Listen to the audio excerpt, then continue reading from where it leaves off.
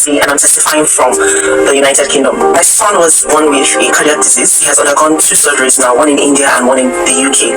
After the one in the UK, he had a cardiac arrest at post-surgery, and in fact, it wasn't an easy one for him because he started having arrhythmias, irregular heartbeats, which led to cardiac arrest. But thankfully, thanks be to God, he was brought back within 2 minutes of life.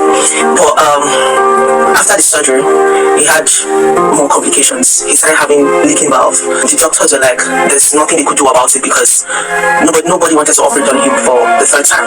They said he might not survive. So our only option was to turn to God. And this was last year, 2023, January. She stayed in the hospital for 4 good months, and he was asleep, sedated for almost 2 months. He woke up at the end of the 2nd month, and I mean, all was not well because he has been sleeping for some time now, and he lost his motor movements. He lost his he didn't know how to sit again. He didn't know how to stand. He started relearning everything over again. I was the one that gave the testimony that the doctor said he wasn't going to work. Suddenly, when you were preaching on Sunday morning, she then stood up and started working. I don't know if you can remember. This testimony focuses on this year. This year, 2024, Juliana had infection, a very serious infection that he was really coughing, really coughing, and that was in February. In January, we went to the hospital where admitted in the hospital for almost a week, and then he was also diagnosed of anemia, iron deficiency. So and that's not a good thing for people with heart conditions. So it made his heart worse. His heart became enlarged, really enlarged, that nobody wanted to operate on him anymore. Well, I was even praying to God that he shouldn't undergo any other operation. And so when the doctors were saying nobody wanted to operate on him, I'm like, oh thank God, it's a good thing. I mean, at this point, when the doctors they don't have anything to do, this is where God steps in.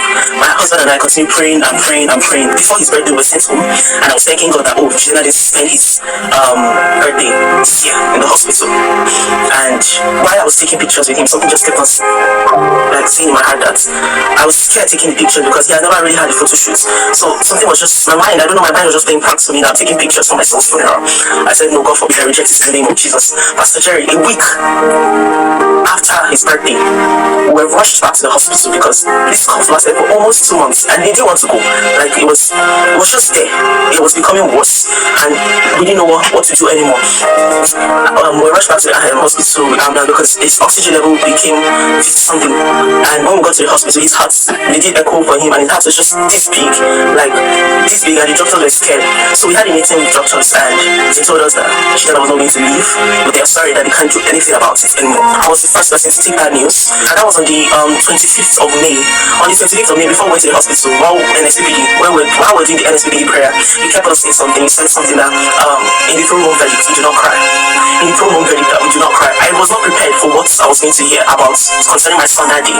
But when we went to the hospital on Tuesday of that week, the doctors told me everything, and surprisingly, I did not cry in their front because I kept on remembering that word. In the throne room verdict, we do not cry. I didn't have time to cry because I just kept on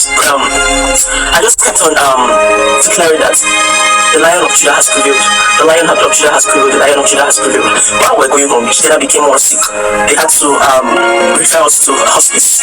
We put on palliative care, and finally, when we were discharged from the hospital, the doctors were like, from his countenance, from Juliana's countenance, the doctors were like, he might not even make it to the next weekend, like the next week. I just kept on praying. I cried to God, oh Lord, show me mercy. I kept on praying. Juliana was just there. He wasn't walking. He wasn't moving. He was really sick. I could see it. He was really sick. We were sent home with oxygens. We were sent home with palliative care goods and everything. He was even taking morphine. He was taking paracetamols. He was taking diamorphine, just to make the pain go away and let him pass without any pain. I kept on praying on the altar of fire. I kept on praying. The next week, Pastor Jerry, that he thought my son was going to die. She then stopped coughing.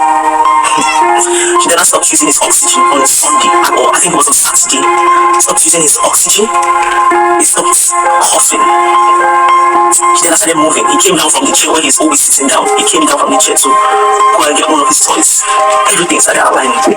Things started falling in place. The hospice team that came the previous week, when they saw Juliana, they were amazed. They were like, this is the Juliana we saw before you went home. I was like, yes, this is the Juliana. We were given an appointment because, the news got to the doctors that Juliana was still alive. We were given an appointment to And on the 31st of May, we prayed towards that day. When we got to the hospital, the doctor said that they were thrilled at how Chidena is like recuperating, and like he's doing so well, running up and down, playing, jumping, laughing. I would say thank you, Pastor Jerry, for this platform once again. You've given us a platform to pray and pray at ourselves. Pray to God, pray out.